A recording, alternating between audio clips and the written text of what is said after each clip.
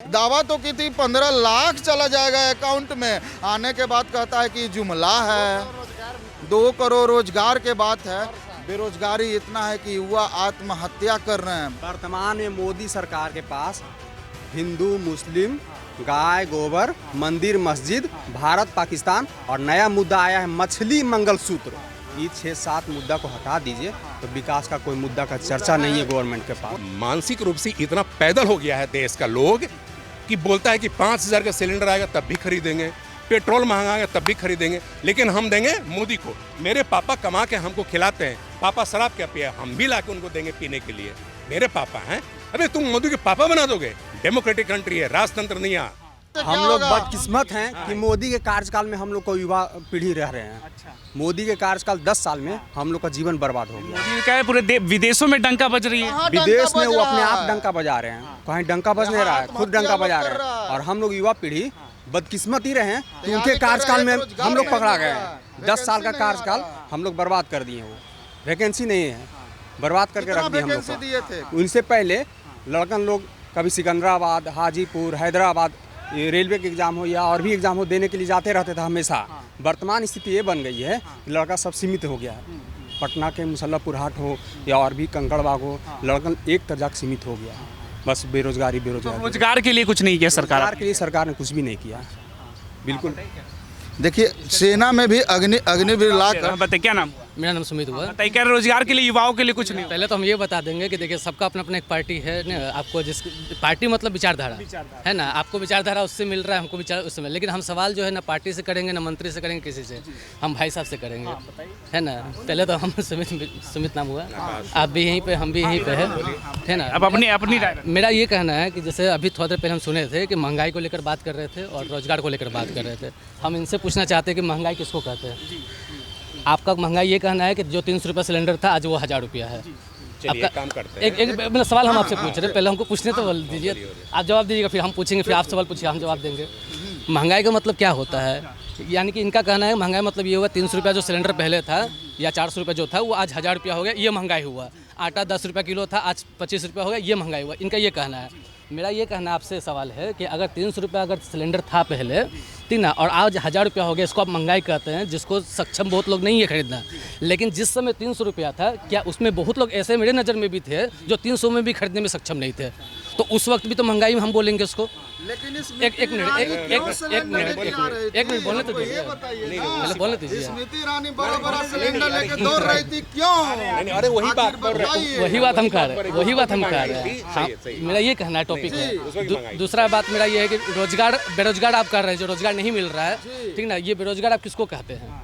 ठीक ना, आज अगर मान लीजिए कि हमारे देश का जो आबादी है या हमारे बिहार की हम बात करते हैं, 12-13 करोड़ को आबादी जरूर होगा, है ना। इसमें आप कितना चाहते हैं कि कितना को नौकरी मिले जिससे बेरोजगार दूर हो जाए? कितना को मिलना चाहिए आपके नज़र में? हम ये एक मिनट रुके आप क्या रुके अब हो गया ए ना हो गया। आप क्या कर रहे हैं? अरे रुके आप प्रश्न कर रहे हैं। रुके आप क्या कर रहे हैं? जवाब देने के बजाय ये महंगाई कैसे सॉल्व होगी, कम होगी, आप प्रश्न कर रहे हैं। यही हुआ ना। हेलो आप क्या बोल रहे हैं? आप प्रश्न कर रहे हैं उल्टा। हम बोल रहे हैं कि आपको गवर्नमेंट में लाए थे कि स्मृति ईरानी जो कह रही वो कम करेंगे, करेक्ट? आपको लाए थे गैस सिलेंडर कम होगा, पेट्रोल का कीमत कम होगा। ऑलरेडी बाबा रामदेव बोले थे कि 35 रुपये जो पेट्रोल देगा उसको चुनोगे कि 72 रुपये का चुनोगे। उसमें क्या हुआ रामदेव? गलत है कि नहीं? वो सही बात है कि नहीं? रुको, क्या हुआ उसका क्या हुआ? हम पर प्रश्न करना चाहते हैं। हम तो वोट उन्हीं को दे के सुन के दिए थे ना। अब बोलो क्या हुआ? हम क्या बोल रहे हैं? बोल राइट। जब आप बोले थे रुकिए करप्शन का पैसा पूरे दुनिया रुकिए अरे रुकिए भाई, स्विस बैंक से करप्शन का पैसा मैं लाऊंगा और लोगों के अकाउंट में दूंगा। क्या हुआ? उस पर वोट दिया था मैं। नहीं किया उसका। जवाब दीजिए आप गवर्नमेंट की तरफ से जवाब दीजिए। हम तो वोट इसीलिए दिए थे ना। एक मिनट, अच्छे दिन आएंगे। रुके आप गवर्नमेंट से जवाब, अच्छे दिन आएंगे। आपको बताइए रुकिए नहीं उस समय अच्छे दिन आएंगे। अरे रुके वेट अच्छे दिन आएंगे। 80 करोड़ लोगों को फ्री में अनाज दे रहे हैं। यही अच्छे दिन के लिए लाए थे कि जिंदगी भर भिकमंगा बना के देश को रखेंगे। और राम मंदिर बन गया। पूरे विश्व में ऑलरेडी मंदिर बना हुआ है इस्कॉन का, पता है आपको? बना हुआ है। भारत का संस्कृति अगर किसी ने देश में फैलाया दुनिया में, वो इस्कॉन है। अब तो पटना में भी बन बोलिए है कि नहीं? पटना में बन गया। बताइए उसके तुलना में मोदी जी क्या किए हैं?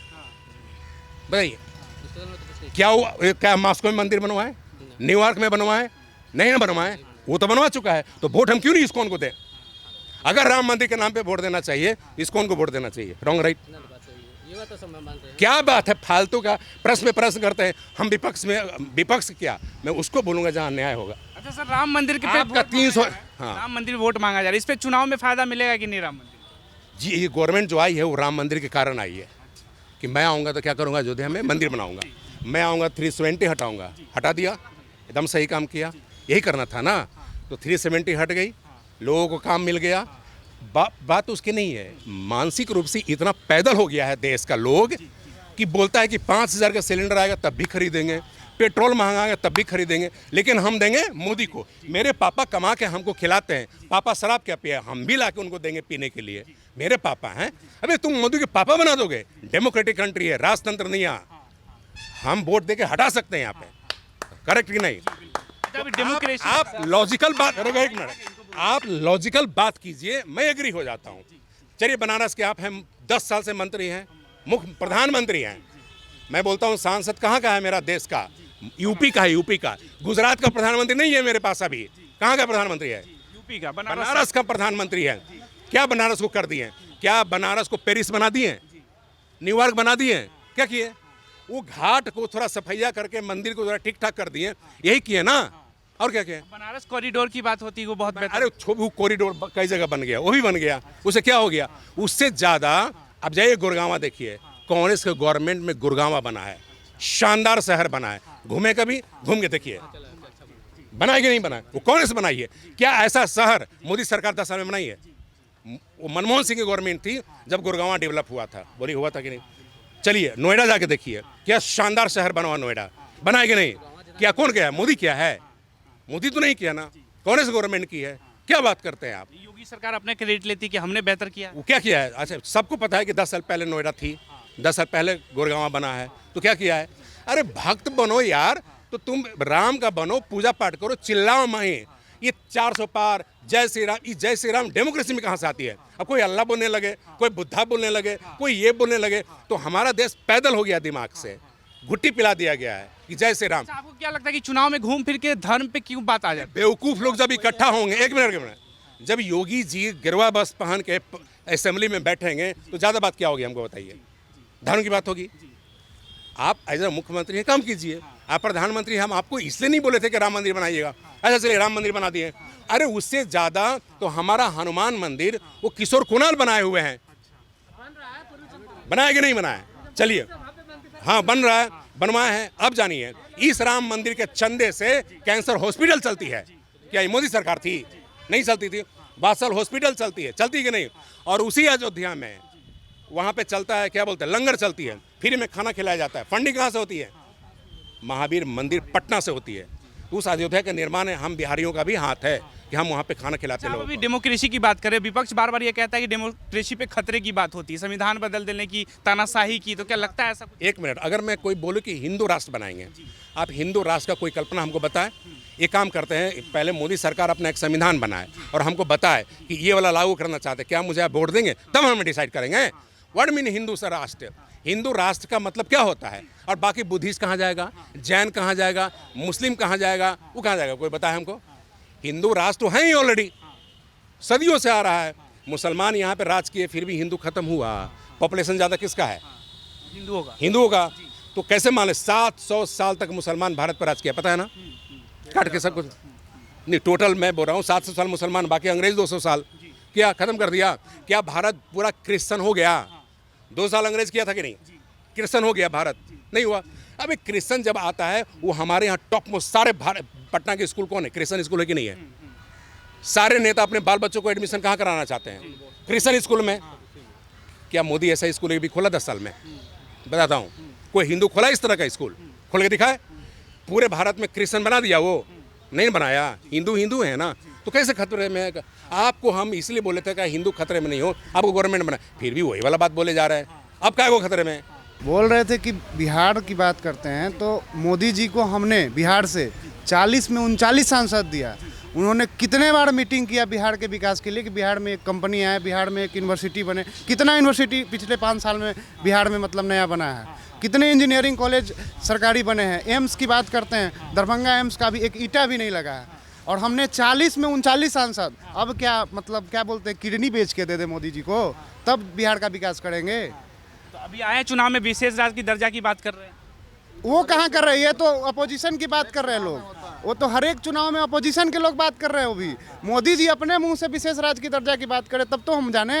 मोदी जी अपने मुंह से कभी चुनाव में क्या लग रहा है, कौन आ रहा है, किस पे जनता भरोसा करेगी? हमारे लिए तो सबसे बेहतर है इंडिया अलायंस के राहुल गांधी बिल्कुल। क्या बता क्या पूछिए, क्या यही अब कह रहे थे इंडिया एयरलाइंस ज़्यादा बेहतर लग रहा है आपको। कौन बेहतर लग रहा है कि देश को की बागडोर किसके हाथ में दी जाए तो बेहतर संचालन करता है? देखिए, देश का बागडोर वही संभाल सकता है जो सबको लेके चलता है।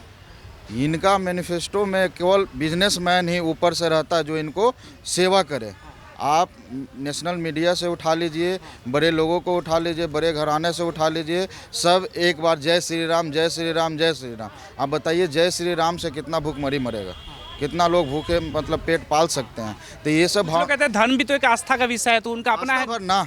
इलेक्शन में कहाँ से ला दीजिएगा आप? आस्थे तक ना, हम मंदिर पूजा करने जाते हैं, देखिए हम भी बांधे हुए हैं, रक्षा सूत्र बांधे हुए, तो क्या मतलब एनी टाइम ये बांधने से, पूजा पाठ करने से मेरा, यदि हम कर्म नहीं करते हैं तो मेरा पेट भर जाएगा?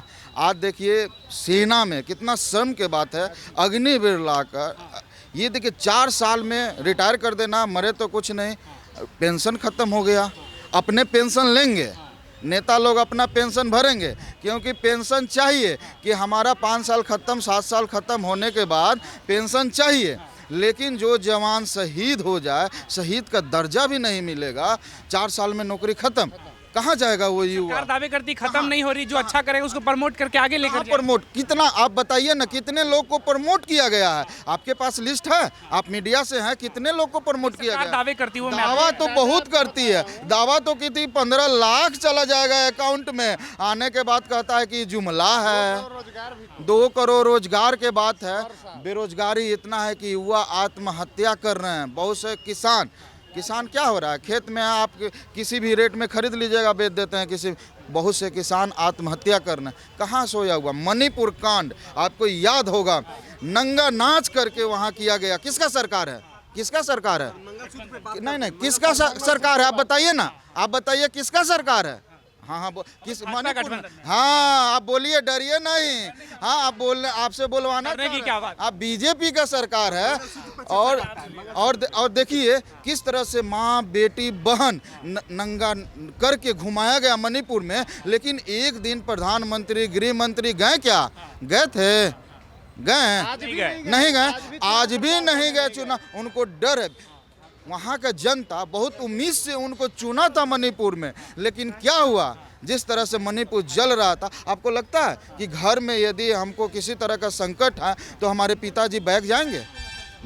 घर में प्रधान तो वही होते हैं, तो देश के प्रधान हमारे मोदी जी हैं, तो मोदी जी को जाना चाहिए या नहीं जाना चाहिए?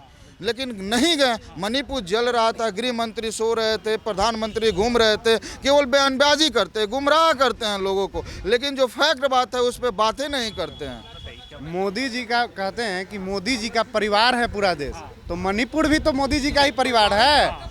लेकिन आपको हम एक अग्निवीर के लिए बता रहे हैं, हम अग्निवीर के झेले हुए इंसान हैं। 2020 में एयरफोर्स में हमारी इनरोलमेंट आने वाली थी, आज इनरोलमेंट के साथ मतलब पूरी वैकेंसी को कैंसिल करके अग्निवीर योजना ला दिया गया है। आप अगर किसी भी मेरे तरह युवा से पूछिएगा कि आप अग्निवीर का समर्थन क्यों नहीं करते हैं, तो इसलिए नहीं करते हैं कि हम लोग उसका मरा हुआ इंसान है। हम लोग मोदी जी का कभी सपोर्ट नहीं कर सकते हैं, इसलिए कि ये अग्निवीर योजना अगर इस पर कुछ नया एक्शन लाते तो बिल्कुल समर्थन करते हैं हम लोग। लेकिन इंडिया अलायंस कह रही है हम आए तो हटाएंगे इसको, तो हटाएंगे, तो इसलिए हम लोग इंडिया अलायंस की तरफ हैं। और आज जान लीजिए, कभी एक समय था मोदी लहर चलता था, आज पूरे देश में एंटी मोदी लहर चल रहा है। वर्तमान में मोदी सरकार के पास हिंदू, मुस्लिम, गाय, गोबर, मंदिर, मस्जिद, भारत, पाकिस्तान और नया मुद्दा आया है मछली मंगलसूत्र। ये 6-7 मुद्दा को हटा दीजिए तो विकास का कोई मुद्दा का चर्चा नहीं है गवर्नमेंट के पास, कुछ नहीं है। हिंदू, मुस्लिम, गाय, गोबर, मंदिर, मस्जिद, भारत, पाकिस्तान और मछली मंगलसूत्र इतना हटा दीजिए मुझे। क्या नाम है? मेरा नाम धर्मेंद्र कुमार हुआ। हम ये कहना चाहेंगे कि सरकार कहती है कि सभी लोगों को सरकारी नौकरी नहीं दे सकती है, लेकिन सरकार के मंत्री कह रहे हैं कि 10 लाख जो है सो सरकारी नौकरी, पार्लियामेंट में वो घोषणा करते हैं कि 10 लाख से ज़्यादा जो है सो पद खाली है, और कर्मचारी जो काम कर रहे हैं वो कहते हैं कि भाई हमारे ओवरलोड काम हो रहा है, मतलब हम जो काम कर रहे हैं उससे ज़्यादा हमको काम करवाया जा रहा है। तो इसमें सरकार वैकेंसी दे क्यों नहीं रही है? जब दूसरे गठबंधन, विपक्षी गठबंधन के लोग बोलते हैं कि हम नौकरी देंगे, तो उनको कहते हैं कि ये जो है सो उसको संपत्ति बांट देंगे, तो मछली और मांसो करने लगते हैं। तो कहीं ना कहीं मोदी सरकार जो है हम लोग से छल रही है, और इसलिए हम लोग इस बार पूरी तरह से मोदी के युवाओं का कुछ बेहतर नहीं हुआ था सर। कुछ भी नहीं। युवाओं का मतलब इतना आज जो है सो युवा आत्महत्या करने पर तुला हुआ है, उसके पास कुछ बचा ही नहीं है, कुछ भी नहीं बचा है। आज जो है सो मतलब क्या बोले, मतलब मोदी को वो चुन करके हमको लगता है कि सबसे बड़ी गलती हमारी थी, सबसे बड़ी हमारी गलती थी। कौन लग रहा है इस बार बेहतर, कौन लग रहा है? इंडिया गठबंधन राहुल गांधी। मैं आपको बता दूं 2014 से 2019 तक मैं भी एक अंधभक्त की श्रेणी में आता था, और पूरा बहुत बड़ा अंधभक्त था, क्योंकि लगता था कि मोदी जी आए हैं भाई रोजगार देंगे, एकदम जीवन मग्न हो जाएगा। आज ये स्थिति है कि हम लोग साला रोजगार के लिए भटक रहे हैं, और रोजगार के नाम पे बस हम लोगों को राम मंदिर थमा दिया जा रहा है। अरे राम जी का पूजा डेली करते हैं, रामनवमी में हर साल पूजा करते हैं, लेकिन राम जी मेरे को कल से खाना दे देंगे? नहीं दे सकते हैं। कर्म ही पूजा है। तो राम मंदिर आएंगे, लेकिन पहले कर्म करके पैसा भी कमाएंगे, तभी राम मंदिर आएंगे।